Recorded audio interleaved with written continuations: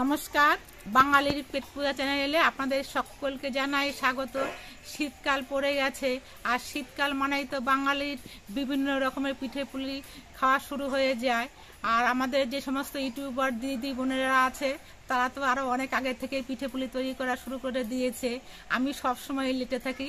আজকে আমি অনেক লেটেই অতি সাধারণ একটা পিঠে তৈরি করে আপনাদের সঙ্গে শেয়ার করব, যে পিঠেটা কিন্তু প্রত্যেকের বাড়িতে বছরে একবার হলেও তৈরি করা হয়। সেটা হলো চিতই পিঠে। এই চিতই পিঠেটা আমি কিভাবে তৈরি করছি বন্ধুরা দেখে থাকুন। আমি চিতই পিঠে তৈরি করার জন্য আতপ চালের গুঁড়ি দোকান থেকে কিনে এনেছি। আমি 1 কিলো আতপ চালের গুঁড়ি কিনে এনেছি। এই চালের গুঁড়োটা একটা গামলার মধ্যে নিয়ে নিচ্ছি। আগে আমরা পাড়ায় অনেক ঢেকি ছিল, সেই ঢেকিতে নিয়ে গিয়ে আতপ চাল ভিজিয়ে রেখে নিয়ে চাল গুঁড়ো করে নিতাম। এখন তো এরকম চালের গুঁড়ো কিনতেই পাওয়া যায়, সহজেই পাওয়া যায়। এই জন্য আর এখন আর চাল গুঁড়ো করা হয় না, দোকান থেকে কিনে এনেই পিঠেগুলো তৈরি করা হয়। এবার এই চালের গুঁড়োর মধ্যে আমি নিয়ে নিচ্ছি অল্প করে একটু নুন। এবার এই চালের গুঁড়োটা আমি মাখিয়ে নেব। এখন ঠান্ডা পড়েছে, ঠান্ডার জলটা কিন্তু অনেক ঠান্ডা হয়ে থাকে। এই জন্য আমি কিছুটা পরিমাণ জল কড়াইতে করে গরম করে নিয়েছি। এমন গরম করেছি একেবারে উষ্ণ উষ্ণ গরম, আঙ্গুল ডোবানো আছে এরকম গরম করে নিয়েছি। এবার এই জলটা দিয়ে আমি চালের গুঁড়োটা মাখিয়ে নেব। প্রথমে অল্প করে জল দিচ্ছি।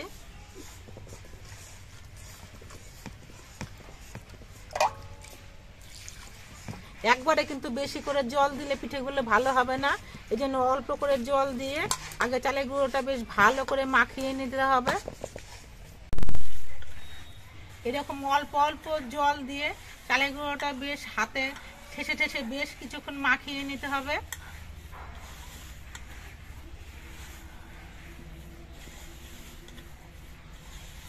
যত এই চালের গুঁড়োটা ভালো মাখানো হবে, পিঠেগুলো কিন্তু তত ফুলবে আর তত ভালো হবে। চালের গুঁড়োটা আমি হাত দিয়ে বেশ অনেকক্ষণ ধরে মাখিয়ে নিয়েছি। চালের গুঁড়োর যে কুচি কুচি ভাবটা আছে, সেই কুচি কুচি ভাবটা কিন্তু চলে গেছে। একটা স্মুথ ব্যাটার তৈরি হয়ে গেছে। এখনো কিন্তু অনেকটা ঘন রয়েছে। এবার এর মধ্যে আরও একটু আমি জল মেশাচ্ছি। পিঠে তৈরি গোলাটা আমার সম্পূর্ণভাবে তৈরি হয়ে গেছে। দেখুন এই যে এইরকম ঘনত্বে তৈরি হয়ে গেছে। এবার একটা থালা দিয়ে আমি 10 মিনিট ঢেকে রাখবো। আজকে কিন্তু আমি বহু পুরনো পদ্ধতিতে পিঠেটা ভাজবো। আমার মা, শাশুড়ি, ঠাকুমা, দিদা এরা যেভাবে পিঠেগুলো ভাজতো, আমি ঠিক সেইভাবে পিঠেটা ভাজবো। মাটির উনুনে, কাঠের জালে আর মাটির খোলায় আমি পিঠেটা ভাজবো। এখন অনেক ইউটিউবার দিদি বা বোনদের দেখি তারা গ্যাসের মধ্যে বেশ কড়াইতে করে সুন্দর সুন্দর করে পিঠে ভাজে। তবে আমি কিন্তু এখনো কড়াইতে করে পিঠে ভাজতে পারি না। আমি এই পুরনো পদ্ধতিতে মাটির খোলাতেই পিঠে ভাজতে পারি, আর এইভাবেই পিঠে ভেজে আপনাদের সঙ্গে শেয়ার করছি। এই পিঠের খোলাটায় আমাদের গত বছর পিঠে ভাজা হয়েছিল, আমি যত্ন করে রেখে দিয়েছিলাম। এই খোলাটা ধুয়ে আমি শুকিয়ে নিয়েছি। তারপরে আস্তে আস্তে জাল দিয়ে আমি এই পিঠের খোলাটা গরম করে নিচ্ছি। পিঠের খোলাটা আমি বেশ ভালো মতো গরম করে নিয়েছি। এবার পিঠেটা যাতে সুন্দরভাবে ওঠে, তার জন্য আমি একটা পাত্রের মধ্যে কিছুটা সর্ষের তেল নিয়েছি আর একটা পরিষ্কার কাপড় নিয়েছি। এই কাপড়টা দিয়ে একটু সর্ষের তেল মাখিয়ে নেব।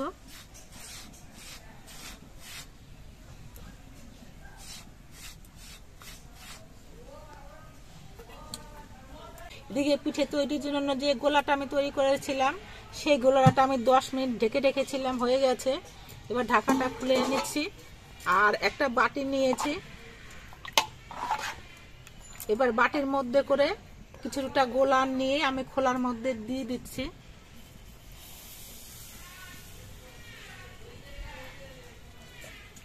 আর একটা সরা দিয়ে ঢেকে দিচ্ছি। সরাটা ঠিকঠাক মতো সেট হয় এরকম ভাবে কিন্তু ঢেকে দিতে হবে।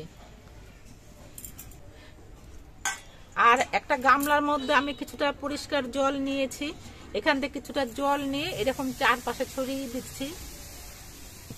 আমার মা, শাশুড়ি এদের সবাইকে দেখতাম এরকম ভাবে জল ছিটিয়ে দিয়ে পিঠেটা তৈরি করতো। আমিও ঠিক সেই একইভাবে পিঠেটা তৈরি করছি। পিঠেটা খোলার মধ্যে দিয়েছি, 3 মিনিট হয়ে গেছে। এবার সরাটা আমি তুলে নিচ্ছি। দেখুন পিঠেটা কিন্তু অনেকটাই ফুলেছে। প্রথম পিঠে অনেক সময় কিন্তু ভালো হয় না, কিন্তু এই প্রথম পিঠেটাও কিন্তু সুন্দর ফুলেছে। এবার এই পিঠেটা আমি তুলে নিচ্ছি। তেল মাখিয়ে নেওয়া হয়েছিল, দেখুন সুন্দরভাবে পিঠেটা উঠে গেল, আর পিঠেটাও কত সুন্দর ফুলেছে। আবার একটা পিঠে ভাজার জন্য আমি খোলাই দিচ্ছি। প্রত্যেকবার পিঠে ভাজার আগে সরষের তেল মাখানোর প্রয়োজন নেই।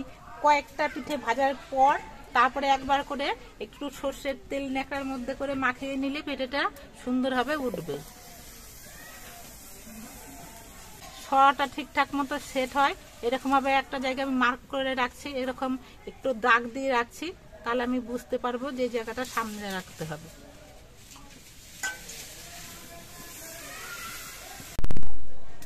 সেকেন্ড পিঠেটাও ভাজতে দিয়েছিলাম, আমার 3 মিনিট হয়ে গেছে। আবার আমি সরাটা তুলে নিচ্ছি। দেখুন এই পিঠেটাও কিন্তু সুন্দরভাবে ভাজা হয়ে গেছে, আর এই যে আলতোভাবে উঠে আসলো।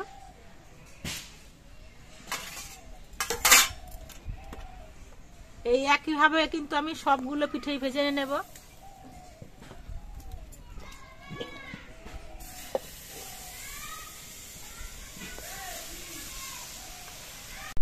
আমার 2খানা পিঠে ভাজা হয়েছে। তো পিঠেটা দেখুন যেরকম ফুলেছে, আর পেছনটাও কিন্তু একেবারে পরিষ্কার, দেখুন একটুও কিন্তু কালো হয়ে পুড়ে যায়নি।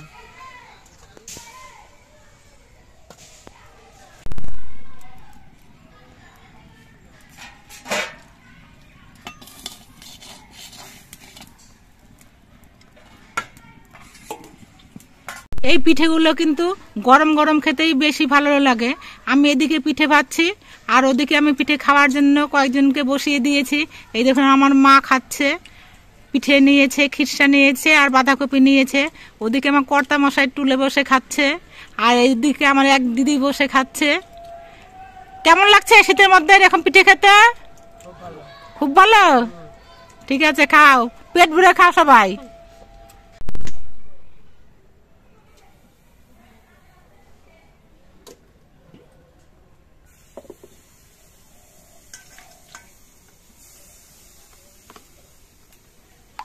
সবাইকে পিঠে খাওয়ানোর পর আমার মেয়ে বলছে যে মা এখন আমি পিঠেটা ভাজি, তুমি খেয়ে নাও।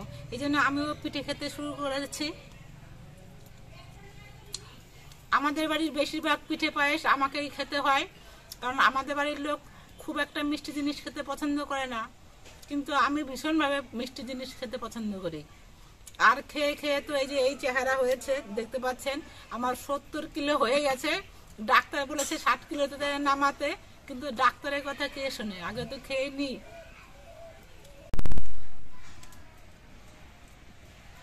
আপনারা দেখতে পেলেন আমি কিভাবে চিতই পিঠেগুলো ভাজলাম। আমি অনেকগুলো পিঠে ভেজেছিলাম, সবাইকে খাওয়ানোর পর এখনো কিন্তু অনেকগুলো পিঠে আমার রয়ে গেছে। আর আমি কিভাবে পিঠে ভাজলাম আপনারা তো দেখলেন। আপনারা এইভাবে পিঠেগুলো ভাজবেন, তাহলে দেখবেন পিঠেগুলো খুব ভালো হবে, খুব ভালো ফুলবে। আর আমাদের ভিডিওটা আপনাদের কেমন লাগলো?